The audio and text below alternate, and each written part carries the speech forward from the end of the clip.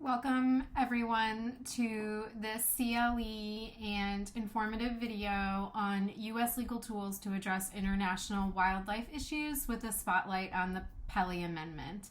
I'm Professor Erica Lyman. I'm a professor at Lewis and Clark Law School, and I direct our Global Law Alliance for Animals and the Environment, which is a partnership between the Center for Animal Law Studies and our environmental law program at Lewis and Clark.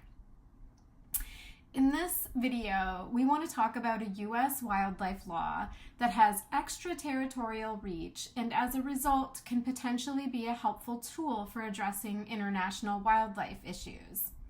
In a prior video, we discussed similar opportunities that exist under the High Seas Drift Net Moratorium Protection Act, including a provision to address IUU fishing, one to address shark fishing and finning, and another one that addresses fishing operations that result in the bycatch of protected living marine resources. This video is going to walk through the law upon which some of these others were based, the Pelly Amendment. Ultimately, this law allows the president to restrict access to U.S. markets to certain products from certain countries when those countries are not implementing international wildlife law, including fisheries law. Before we walk through the history and statutory details of the Pelly Amendment and talk a little bit about some Pelly processes that have played out, let's just zoom out and think through the logic and power of these types of laws. First of all, it's just fundamentally true that international law is difficult to enforce. The CLE isn't going to explore all of those reasons, but it is a baseline assumption in the case of domestic laws that attempt to reach out and facilitate the enforcement of international law. All of these laws are laws that have been adopted to shape the behavior of other countries and their nationals, and fundamentally to ensure that products that compete with or coexist with U.S. products in the U.S. marketplace are harvested, treated, and produced in ways that are equivalent to U.S. sourced products. It evens the playing field, so to speak. As we'll see, the potential for trade sanctions provides this behavior-changing leverage. In fact, the House report accompanying passage of the bill for the Pelly Amendment notes that such legislation can be what it calls quietly persuasive in promoting international compliance with international obligations. So first, just an overview of the topics that we're going to cover in this presentation. First, I'm going to introduce the Pelly Amendment. This is just a basic introduction to what is actually a very short statute. We'll talk about how it works a little bit more, sort of making that statutory language practical. We're going to talk a little bit, or at least introduce the question that you all can ask yourselves, which is, does it work, and how useful is it throughout, and has it been throughout its history and currently? And then we're going to look a little bit more closely, kind of as a case study of a recent Pelly petition and some of the ongoing outcomes from that petition and certification. So the Pelly Amendment, adopted in 1971, amends the Fishermen's Protective Act of 1967. The amendment is named after Congressman Thomas M. Pelly, a legislator from Washington, who spent much of his congressional career focused on marine-related issues such as fisheries, merchant marine concerns, and the environment overall. In fact, this is interesting. It's an aside. He proposed a legislation that designated North Cascades National Park. So this amendment essentially allows the U.S. government to identify and address situations wherein foreign nationals are acting in a manner that undermines international fisheries laws. This is just paraphrasing. The remainder of the presentation will go into the specific details of the law, but in general, once a country's been identified under this provision, the U.S. government can impose trade sanctions, effectively locking products from that country out of the U.S. marketplace. The Pelly Amendment originally intended to respond to ongoing, but as of yet unsuccessful efforts to convince Norway, West Germany, and Denmark to comply with the high seas salmon fishing ban that had been adopted under the International Commission for the Northwest Atlantic Fisheries. So, an international body that had adopted an international ban that Norway, West Germany, and Denmark had not been respecting, right? So creating a situation in which the U.S. was complying with an international obligation that other countries weren't, creating what you could argue is a disadvantage in the marketplace. So in 1978, Congress amended the Pelly Amendment with language allowing for also the identification of foreign nationals engaging in the take or trade of threatened or endangered species in a manner that undermines international wildlife law. And again, that's just paraphrasing. We'll focus on the specific language as we move forward through the presentation. Ultimately, just as an aside, all three countries that were originally certified under the original formulation of the Pelly Amendment ultimately agreed to phase out Atlantic salmon fishing in the high seas shortly after adoption of the legislation. And so you can see that the U.S. is thinking this is a powerful tool to adjust for perhaps these uneven obligations that might exist, and to, be a good benefactor of international wildlife law. So now we can break down the statutory language. The overall concept has been introduced. So remember that Pelly certifications can occur along two tracks. One for fishery-related concerns and one for threatened and endangered species. We're going to first discuss here the fisheries Pelly track. So the statute provides that when the Secretary of Commerce determines that nationals of a foreign country, directly or indirectly, are conducting fishing operations in a manner or under circumstances that diminish the effectiveness of an international fisheries conservation program, they may be certified, and the President may impose trade sanctions, and will break all of that down. What's important here that I want to highlight is the statute clarifies what constitutes an international fishery conservation program.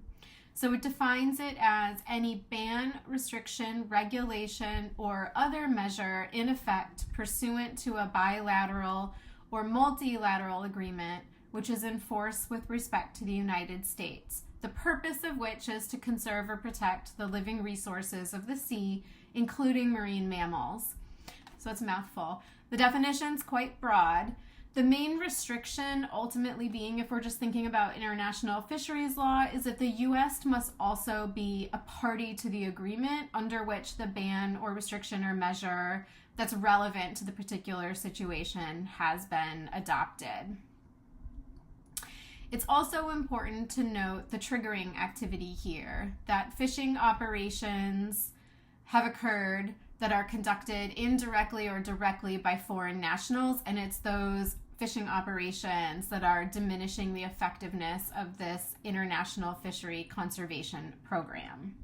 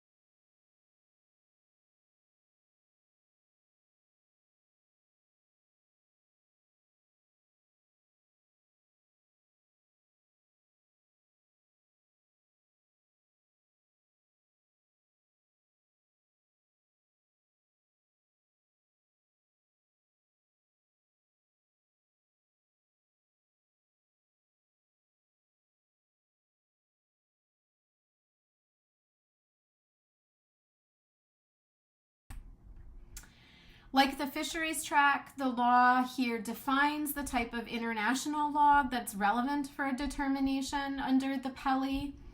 In the case of the wildlife track, it is any international program for endangered or threatened species, and that, according to the statute, means any ban, restriction, regulation, or other measure in effect pursuant to a multilateral agreement which is in force with respect to the United States, the purpose of which is to protect endangered or threatened species. So Pelly petitions have been brought under the International Convention on the Regulation of Whaling, the Convention on International Trade in Endangered Species, for example, and multiple other international wildlife laws would fit this definition. And then just as a note here, I had mentioned this earlier, there are several provisions under other statutes that we call colloquially deemed Pellys. So, for example, provisions exist under the Drift Net Act amendments of 1990, the Marine Mammal Protection Act, the Magnuson-Packwood Amendment, etc., wherein either the Secretary of Commerce or Interior, as appropriate, is required to make certifications under Pelly for actions taken or not taken by foreign nationals or countries that relate to relevant international obligations. We're not going to discuss all of these in this particular presentation. We're focusing specifically on the Pelly Amendment. But do know often we talk about certification, and there's a similar process that plays out under multiple different provisions of U.S. law. And those can be really useful for you to dig into and learn about, particularly if you do international wildlife work. So there's a few other additional considerations with the statutory language just to take into account, particularly as you're thinking about how this provision might apply to a particular factual circumstance. First, the actions that trigger a potential Pelly certification are the actions of individuals. This is true specifically under the Pelly Amendment. Other provisions are framed a little bit differently. So it's not the foreign government's actions or positions writ large that are technically what the statute is asking for review of. It's the specific activities of foreign nationals that may be taking place because of a foreign government's policies or positions or lack of adherence to international law. It's a little bit of a nuance. It probably is mostly a distinction on paper, but good to be aware of. And just recall that the triggering actions are fishing operations conducted indirectly or directly on the fisheries track and taking or trade under the wildlife track. So one of the most interesting aspects of the Pelly Amendment is that certification doesn't require a violation of an international obligation per se. And so, in fact, as we'll talk about when you get to the potential imposition of trade sanctions, these also don't apply just when a violation has occurred. So it's a little bit of a mind bender in terms of thinking about this as a compliance mechanism. Because the statute focuses on actions that diminish the effectiveness of an international agreement, it ultimately means that many more actions or even failures to act can be dealt with under the Pelly Amendment. So, for example, issues like failure to become party to a treaty or to engage with wildlife, maybe fishing activities or taking or trading endangered species pursuant to a reservation, or engaging in taking or trade that negatively affects a species but maybe isn't illegal per se, but the argument can be made that it undermines what in international law we call the object and purpose of a treaty. So ultimately, what this means is that the Pelly Amendment really isn't focused on a strict notion of compliance.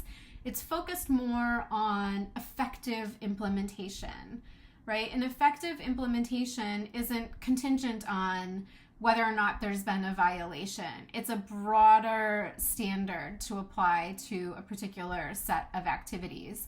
It's ultimately a more functional approach to achieving the objectives and goals of a particular international agreement. Finally, I think it's important to note that although the statute charges either Commerce or Interior with certification, multiple agencies are going to be involved in the decision-making process that unfolds in any Pelly process, including, among others, the State Department, the Secretary of Treasury, which under the statute is directly charged with enforcing any sanctions, and then also, of course, the United States Trade Representative, all who can be very involved in the process, according to my personal experiences. Okay, so how does this process unfold? This slide outlines the typical steps of a Pelly process. Of course, there's a million ways these can unfold in real life, but these are the statutory standards, and of course the timelines are sometimes met and the timelines are sometimes not met, and in fact we're not going to talk about it necessarily here, but there has been litigation attempting to force agencies to comply with these timelines and or comply with timeline requirements and reasonable response times pursuant to the Administrative Procedure Act. Okay, so the first step is that there is usually, but there does not have to be, especially usually in more recent history of the Pelly Amendment, a petition. This is where an NGO, a non-governmental organization, may be submitting the kind of information that the agencies would need to certify a particular country as diminishing the effectiveness of one of the relevant treaties under the Pelly Amendment. Once the information is then in front of decision makers, a determination is made as to whether the triggers and standards have been met for certification. This determination and certification, these two stages are pretty functionally compressed. Once the determination is made, it's important to note that the statute provides that either Commerce or Interior, as relevant, shall certify. So in practical terms, we often see the public is at least shown that a determination and certification are happening at the same time. Once a country has been certified, the certification goes to the president. The secretary then has 15 days to notify Congress of the certification, and this is done by letter to the Senate President and Speaker of the House. There's examples of these online that you can find. And then within 60 days of the certification, so 60 days from the original certification, under the statute, the president must notify Congress of any actions that they will take pursuant to the certification. So we're going to come back to the scope of these actions, but know that they need to be notified to Congress. After the actions have been stated to Congress and at some point, potentially before there's been compliance with by the country that's been certified, the statute requires that the relevant secretary conduct an ongoing review to determine whether the conditions for the certification continue to exist. This is also mandated by the statute, so the secretary shall conduct this ongoing review. If the conditions are found to no longer exist, then the statute provides that the secretary must decertify the country. If they do continue to exist, then by implication, the certification continues. So, in fact, several certifications are ongoing, but really haven't been active in years. So a question exists regarding the president and the secretary's roles in taking actions to attempt to achieve the conditions for decertification, and whether or not proactively this ongoing review is occurring. During the entire process, and this is important, and certainly after certification and the requisite notifications to Congress, the quiet persuasion mentioned in the House report that accompanied passage of the bill occurs. This is the diplomacy and negotiation that's critical to a successful Pelly outcome, right? What we're really looking for is not necessarily the imposition of trade sanctions, but the behavior change that's going to eliminate actions that may be diminishing the effectiveness of the international agreement, or the taking of actions that would mean that the country is no longer, or that foreign nationals of a particular country are no longer diminishing the effectiveness of the relevant agreement. So, of course, at that point, when the conditions no longer exist, that's when we get decertification of the country. So we can talk a little bit more now specifically about the presidential response. What the statute says is that trade sanctions may be imposed by the president against any products from the offending country for any duration as the president determines appropriate, and to the extent that such prohibition is sanctioned by the World Trade Organization. So, as noted throughout this presentation, once certification occurs, the president has 60 days to notify Congress of the actions they intend to take in response to the certification. According to the statute, the president may impose trade sanctions as one of those actions that it intends to take. Currently, the statute provides that the trade sanctions may be against any product so long as those trade sanctions would be WTO compliant. This CLE isn't going to explore the relevant World Trade Organization law that would be relevant here, but very, very superficially, right, you're going to want to think through what kinds of potential trade sanctions would be narrowly tailored and relevant to the problem being addressed by the certification. So it's interesting to note, and this is just a little bit of history, in the original formulation of the Pelly Amendment, if a country was certified for its fishing operations or the fishing operations of its nationals, then only fishery products could be sanctioned. Likewise, for the taking or trade of wildlife, then only wildlife products could be sanctioned. Ultimately, Congress amended this language likely because, number one, the sanctions could hurt the U.S., and so they wanted more options to think broadly about what potential sanctions could be that would both work for the United States and potentially provide leverage. And then on that second note, when limited to fisheries or wildlife products, the sanctions really might be too limited to be truly effective. So now we've broadened the potential sanctions that can be imposed by the president. This language that is currently here on any products was added in 1992. And so this moment in the Pelly timeline, the potential imposition of trade sanctions or the president's response that occurs within 60 days as they notify it to Congress is about a lot more than trade sanctions. Well, some, I think, might view the imposition of trade sanctions as a win, right? Like you forced some kind of U.S. action to occur. But the sanctions themselves do not directly alter the situation on the ground for wildlife, whether it's the fish or marine mammals or threatened or endangered species.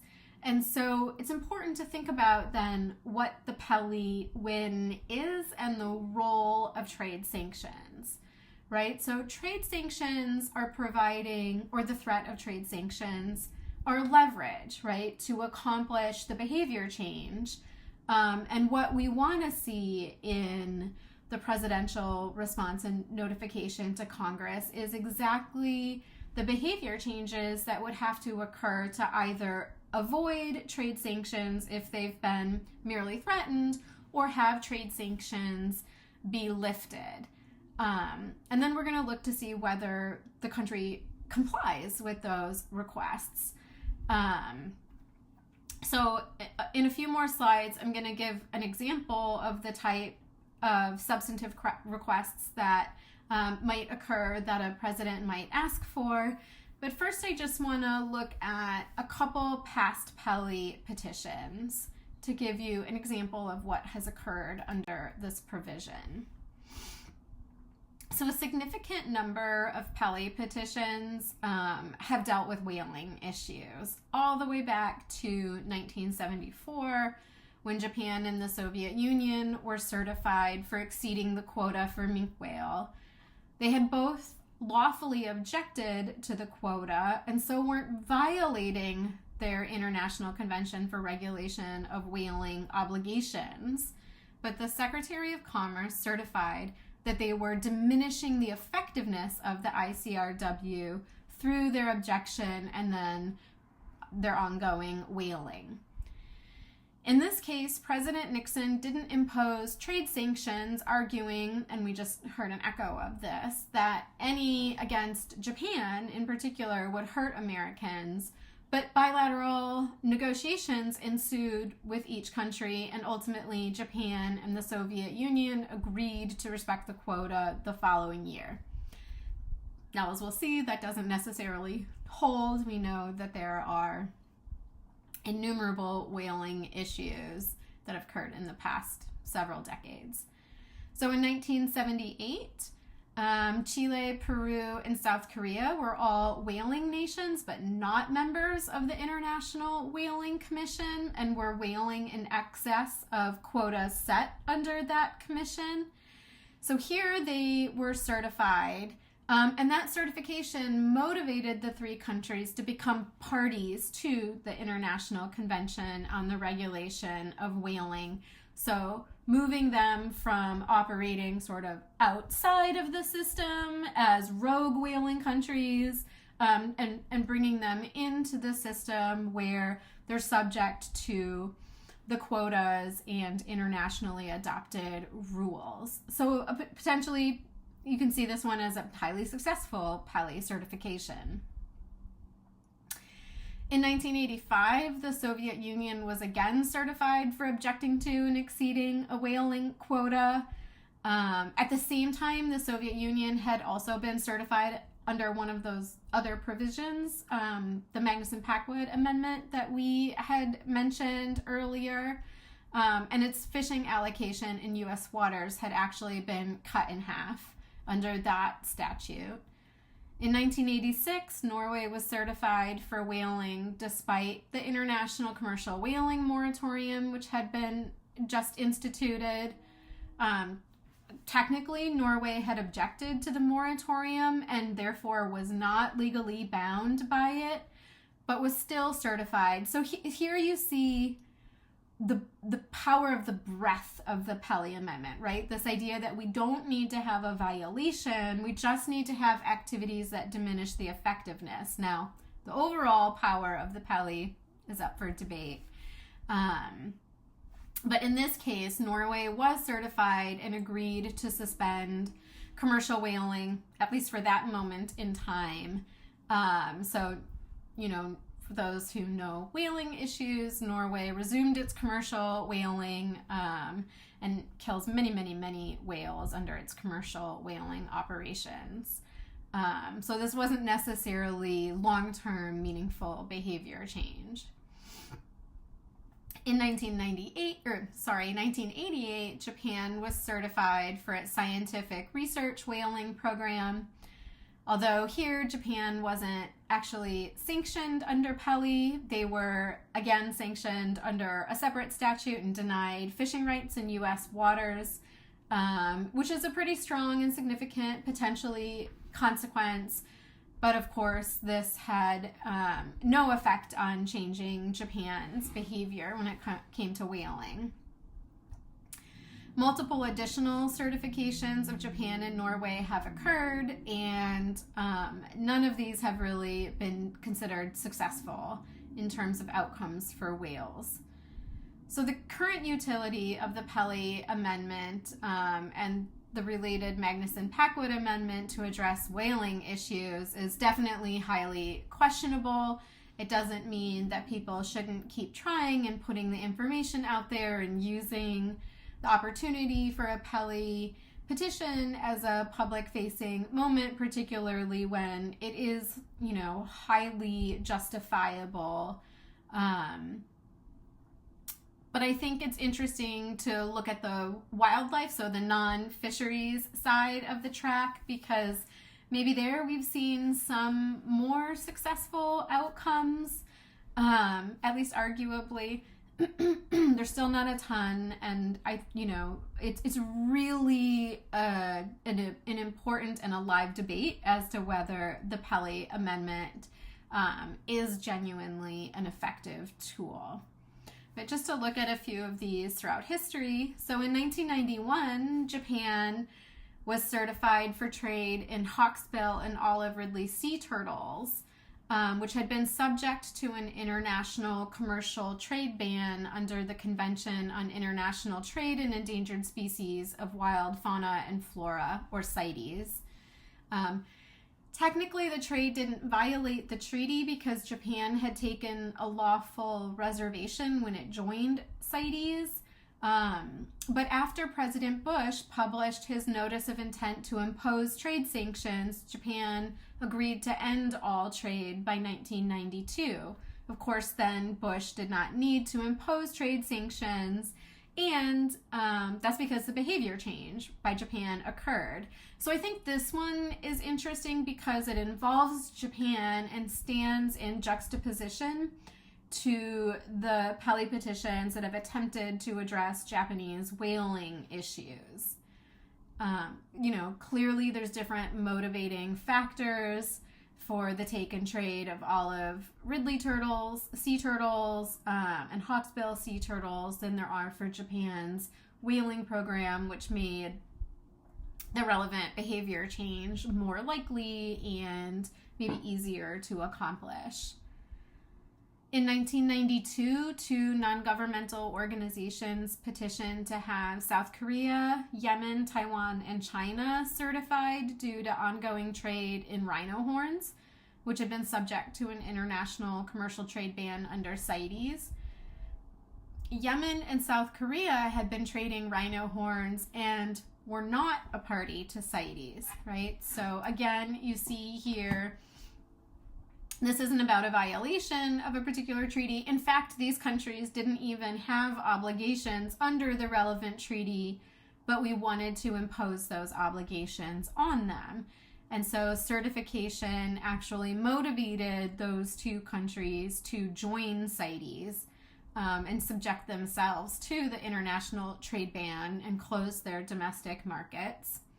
And then at the same time, with respect to Taiwan and China, they had also been certified for rhino horn trade and also trade in tiger parts. Again, both of which were already subject to commercial trade bans. The China and Taiwan Pelly certifications remain in effect today, and although certainly some significant policy change has occurred, and occurred relatively soon after certification, illegal trade and trade that undermines the international trade ban remains an ongoing threat, particularly with respect to China and tiger parts. So in the materials, I've shared a report by the Environmental Investigation Agency on the ongoing nature of this trade So you can review that if you're curious about it. But the ongoing nature of this certification from now, 2025, back to 1992, again raises this question of what exactly are, in this case, Secretary of Interior's substantive obligations for this ongoing review and the goal of keeping a Pelly certification in place versus renewing calls for actions and potentially trade sanctions versus decertification. So are there actions that need to be taken if we have an ongoing set of circumstances? And when and how should that occur? More recently, the Secretary of Commerce has certified Mexico for harm caused to the vaquita porpoise, the killing of vaquita porpoises through certain fishing methods. There's very, very few vaquita left in the wild. The vaquita saga is playing out under multiple fronts, actually, and lots of good folks are working diligently on this issue.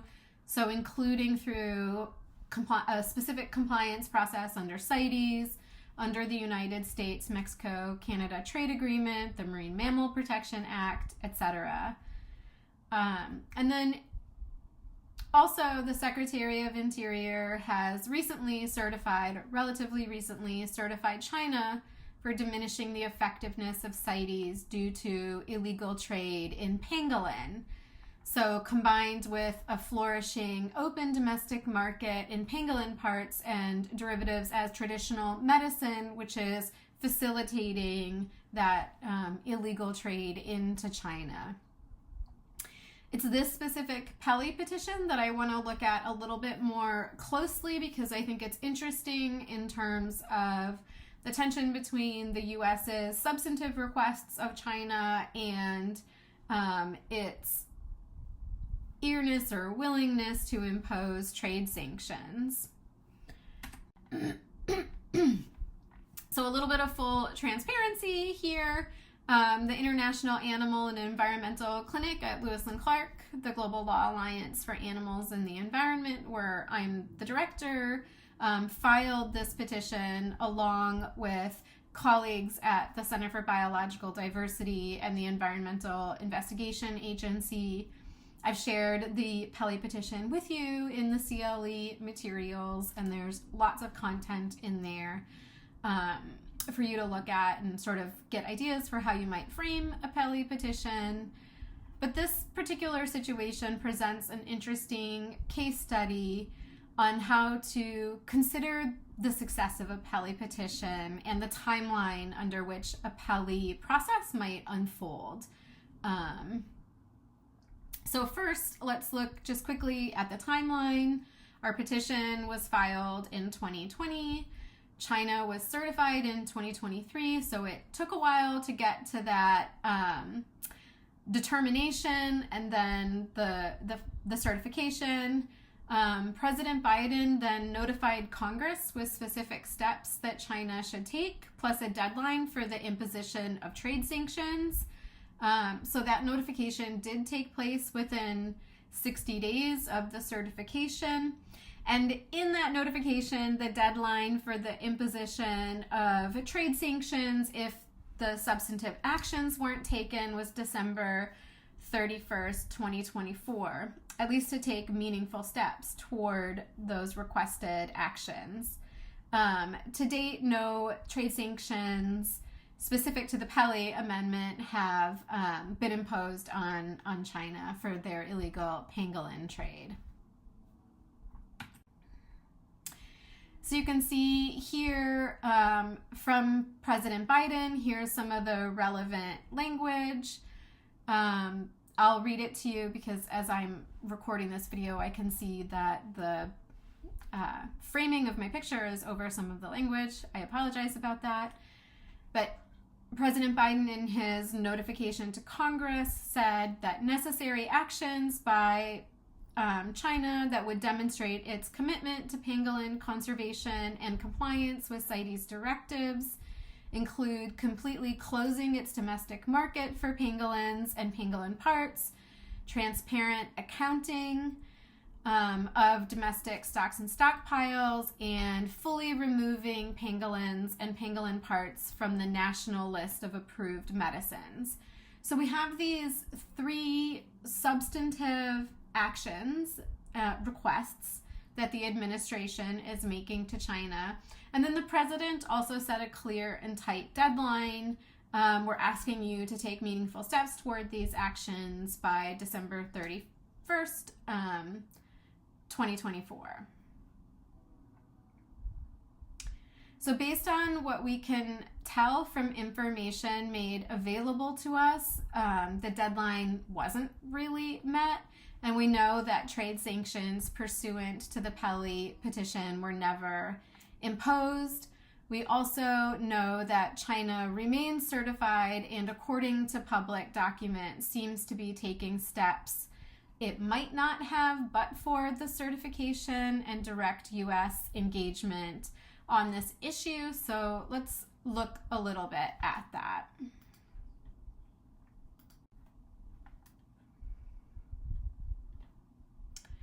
So you can see here that there are recent commitments by China that they have made publicly available in documents that they have submitted to parties to the Convention on International Trade in Endangered Species.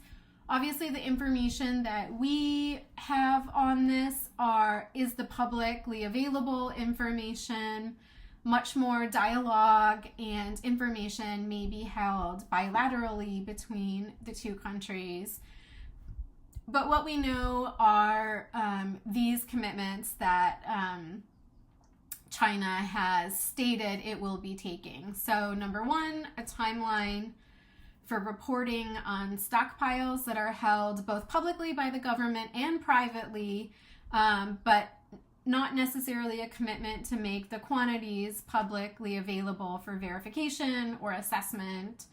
An indication that confiscated specimens aren't auctioned for sale in legal commercial markets, which would be great. There are some concerns that the stockpiles actually held by China aren't large enough to fuel the nature and extent of the domestic market, so that suggesting that perhaps China had been selling confiscated pangolin scales, or was relying, and actors involved in the pangolin marketplace in China were relying on illegal trade to supplement what would be legally available in China for the market. Now, like I said, contradictory reports exist, and there is some information contesting this statement.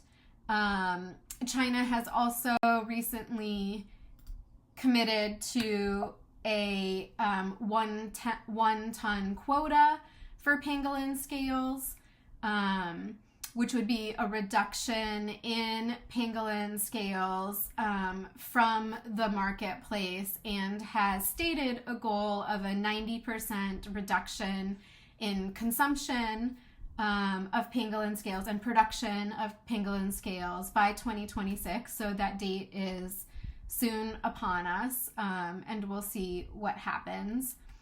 And then, as you can see on the prior slide, that we have also seen changes committed to in the national Chinese traditional medicine pharmacopoeia. So pangolin had been taken out of the pharmacopoeia, but patented medicines and compounded formulas had continued to exist in the pharmacopoeia that included pangolin. We have seen those removed now from the 2025 pharmacopoeia. So progress, right? These are actions that have occurred that, genuinely can be seen as progress and maybe wouldn't have occurred but for the Pelly petition. But it's unclear whether these commitments genuinely and meaningful meet the requests identified by the president in his notification to Congress. So we have this open and ongoing situation where, we're reliant on this ongoing review by the secretary that occurs, and very little public-facing information about the steps that have been taken or the commitments that have been made, or timelines for those commitments that would help folks assess whether this has been truly successful, and whether the president is rightfully holding back on trade sanctions, at least specifically under the Pelly Amendment and pursuant to the goals of the Pelly Amendment. So I hope that has been illustrative of how a Pelly process can unfold and informative about the Pelly Amendment and how it can be used and how, when triggered, the process unfolds, and the considerations that you might take into account when thinking about if the Pelly Amendment applies to a particular set of facts. Thank you very much for making your way through this video, and again, I hope it was helpful.